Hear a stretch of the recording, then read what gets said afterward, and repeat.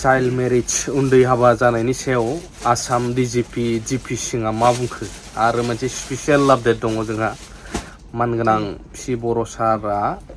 फैगौ समावहाय बारा गोबाव गैला जोंहा बासुगावनि फ्लाइअभारखौ आसामनि CM जों लोगोसे अपेनिं खालामनो थांगासिनो दङ आरो मोनसे स्पेसियेल आपडेट होबावदों सारा आं बेखौ देखायगोन बेनि सिगां जिपि सिंआ मा बुंदों आसाम डिजिपिआ बेखौ खोनासंनानै लागोन যোৱা ফেব্ৰুৱাৰী মাহত প্ৰথম এটা ড্ৰাইভ কৰিছিলোঁ বাল্য বিবাহৰ এগেইনষ্ট সেইটো সময়ত আমি 4,515 কেছ ৰেজিষ্টাৰ কৰিছিলোঁ তাত 3,483 মানুহ এৰেষ্ট কৰা হৈছিল আৰু এই যিখিনি আমি কেছ ৰেজিষ্টাৰ কৰিছিলোঁ এই কেছৰ ভিতৰত 95.5% কেছেছ চাৰ্জশ্বিট কৰা হৈছে ফেব্ৰুৱাৰীৰ পৰা এতিয়ালৈকে তাৰ বাহিৰে আমি माननीय मुख्यमंत्री महोदयर निर्देश मर्मे एटा एक्सारसाइज करिছিলোঁ जून माहर পৰা যে আমি प्रथम एक्सारसाइज কৰাৰ পিছত আৰু এতিয়া বাল্য বিবাহৰ পৰিস্থিতি কেনেকুৱা হেইটোৰ পৰা আমি দেখা পাইছিলোঁ যে যেটো আমি प्रथम एक्सारसाइज কৰিলোঁ তাৰ পিছত এই ব্যাধিটো যথেষ্ট কমিছিল তথাপিও কিছু অঞ্চলত হেইটো এতিয়াও চলি আছে হেইটোৰ ওপৰত আমি জুন জুলাই আগষ্ট মাহত 3 মাহত एक्सारसाइज কৰি আমি প্ৰায় 700 মান কেছ পাইছিলোঁ সেই ভিত্তিত আমি গভৰ্ণমেণ্টৰ পৰা যেটা নিৰ্দেশ পাইছিলোঁ সেই নিৰ্দেশ মৰ্মে আমি 2 অক্টোবৰ তাৰিখত সেকেন্ড ফেজ অফ একশন কৰিছিলোঁ হেতুত আমি এতিয়ালৈকে 710টা কেছ ৰেজিষ্টাৰ কৰিছোঁ হেতুত আমাৰ নেমড একিউজ আছিল 1100 জন এই 1100 জনৰ ভিতৰত আমি এতিয়ালৈকে 915 জন মানুহ আৰেষ্ট কৰিছোঁ ইয়াৰ পিছত আমি গতানুগতিক আমাৰ যেটো ব্যৱস্থা আছে হেতু এই মতে আমি ইনভেষ্টিগেশ্যন কৰিম ইনভেষ্টিগেশ্যন কৰাৰ পিছত চাৰ্জশ্বিট দাখিল কৰা হ'ব বিশেষভাৱে আপোনালোকক যেটো মই কথা ক'ব খুজিছোঁ হেতু হ'ল যে আমাৰ উপলব্ধি হিচাপে মই কৈছোঁ যে আমি যেতিয়া প্ৰথম এক্সাৰসাইজ কৰিছিলোঁ এটো ডিসেম্বৰ মাহত আৰম্ভ কৰিছিলোঁ ডিসেম্বৰৰ পৰা ডিসেম্বৰ জানুৱাৰী আৰু ফেব্ৰুৱাৰী প্ৰথম সপ্তাহলৈকে আমি যেটো এক্সাৰসাইজ কৰিছিলোঁ এই 3 মাহৰ পিৰিয়ডত আমি গোটেই এক্সাৰসাইজ কৰি প্ৰায় 4,500 তেনেকুৱা কেছ পাইছিলোঁ কিন্তু এবাৰ আমি 3,003টা মাহত যেতিয়া কমপ্লিট ভেৰিফিকেশ্যন কৰিছোঁ আমি অকল 700 কেছ পাইছোঁ তাৰমানে হেতু যথেষ্ট এতিয়া কমি আহিছে আৰু মাননীয় মুখ্যমন্ত্ৰী মহোদয় যেটো নিৰ্দেশ দিছে সেই নিৰ্দেশ মৰ্মে আমি বছৰত প্ৰায় দুটামান একশন কৰি থাকিব লাগিব যেতিয়ালৈকে এই ব্যাধিটো পূৰ্ণৰূপে আমাৰ অসমৰ পৰা গুচি নাযায়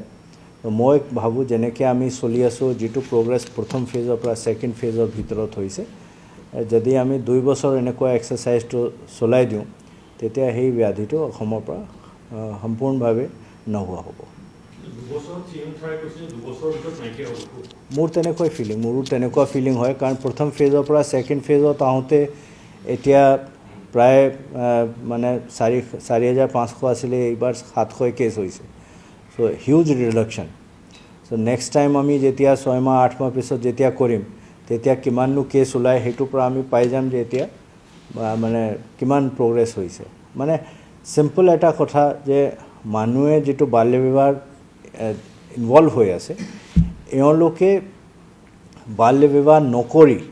যদি 2 বছৰ 3 বছৰ 4 বছৰ ৰৈ দিয়ে ছোৱালীজনীক ডাঙৰ হ'বলৈ দিয়ে তাৰ পিছত কৰে এতিয়াতো কোনো লোকসান নাই আমাৰ ফালৰ পৰা কোনো বাধা নাই হেতু নকৰি যদি হতে সৰু বয়সত কৰিবলৈ কৰে আৰু যেটো হতে এই বিনিময়ত যেটো কষ্ট দিব লগা হয় বাই ৱে অফ লিগ্যাল একশন এটো মই নাভাবো যে মানুহে মানে খুব বেছি দিনৰ হেতু চলিব এটো ব্যাধি শেষ হ'বই পক্সো এক্টৰ আছে তাৰ পিছত প্ৰহিবিশন অফ চাইল্ড ম্যাৰেজ এক্ট 2006 আছে আৰু নৰ্মাল IPC এটো আছে বেলেগ কেছত অলপ অকনমান ধাৰাটো চেঞ্জ হ'ব পাৰে ইন্ডিভিজুৱেল কেছটো চাই কিন্তু মেইনলি হে তিনটা এক্টৰে আছে नोंथांमोना नुनो मोनखाबाय एक्शन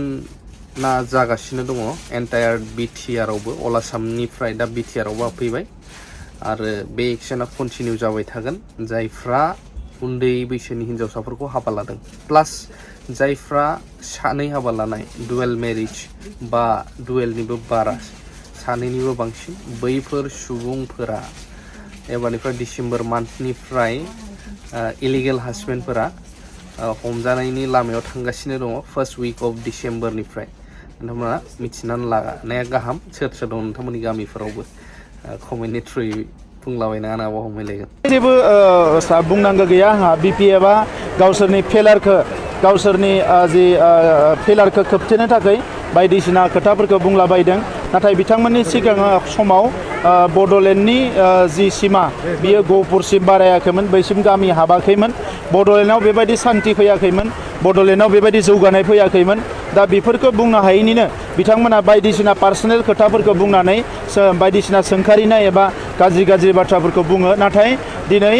हाग्रामा महिलारि बिथाङा कुनु मोनसे बेबायदि मिशन दिन्थिनो हाया जेफोर मिशनखौ जों लादों बेबायदि मिशनखौ बिथाङा कुनु दिन लानो हायाखैमोन दिनै फरायसाफोरखौ IAS IPS नि थाखाय फोरोंनाय डक्टर इन्जिनियारनिफ्राय फोरोंनाय दिनै फरायसालिफोरखौ मोजाङै फाहामफिननाय बिनिफ्राय लानानै गोबां माखासे बेनिफिसियारि स्किम्सफोर हाजार खालामनानै रांखान्थि बिथिङाव जौगाहोनायनि जों हाबाफारि लादों आरो बेखौ बिथांमोना बिथांमोननि समाव हायाखैमोन दा नंखायनो गावसोरनि फेलारखौ खोबथानो थाखाय जोंखौ बायदिसिना अजद आरो नंखाय बाथ्रा बुंनानै रायजोफोरखौ बिथांमोना थगायनो नागिरदों बिनि बादै जेबो नङा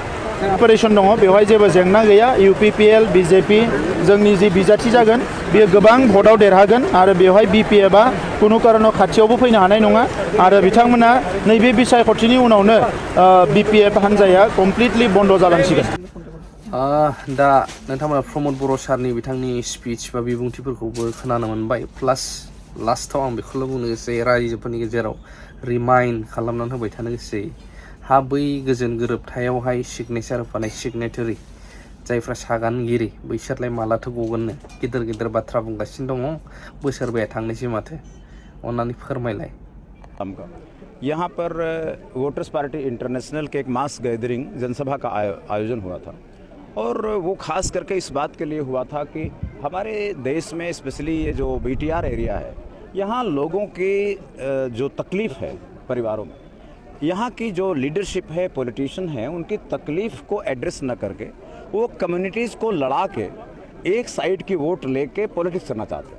लेकिन उनकी जो तकलीफ़ है उनके पास घर नहीं है उनके पास रोज़गार नहीं है उनके पास खाने का जरिया नहीं है बच्चे बिल्कुल बेकार हो रहे हैं MA PA PhD लॉ करके सब घूम रहे हैं यहाँ तक MBA करके घूम रहे हैं ये टेंशन किसी को नहीं है इनका टेंशन खाली ये है कि मुसलमान को बोड़ों से कैसे लड़ा दिया जाए और एक पार्टी वाले बोड़ों के वोट लेके चले जाएं और दूसरी पार्टी वाले मुसलमान के वोट लेके जाएं इसी तरह मुसलमान को राभा को कैसे लड़ा दें आदिवासियों को बोड़ों से कैसे लड़ा दें तो इस तरह की जो पॉलिटिक्स है इसके खिलाफ ये बात हमारे स्टेट कमेटी वालों ने कहा कि सर एक मीटिंग ऐसी होनी चाहिए कि कम से कम ये जो नेताओं के लड़ाने की राजनीति है इसको रोकने के लिए इस आग में पानी डालने का काम होना चाहिए तो हम आज ये आग में पानी डालने के लिए आए थे हमने यहाँ के नेताओं से भी निवेदन किया है कि भाई आप क्यों नहीं ये जो बहुत पैसा कमा लिया MP MLA बन गए BTR में आ गए पैसा खूब कमा लिया अब थोड़ी जनता की सोचो जनता के ये लड़ाने वाला जरूरी नहीं है कि आप लड़ा के ही राजनीति करो जोड़ के भी राजनीति कर सकते हो समाज को प्रेम पैदा करके भी राजनीति कर सकते हो इसलिए हमने कहा कि अखंड भारत बनना चाहिए आज हमने अपनी स्पीच में मुख्य रूप से बात कही कि यूरोप के 27 देश अगर मिल के एक संसद एक सरकार एक सेना एक करेंसी नोट एक अदालत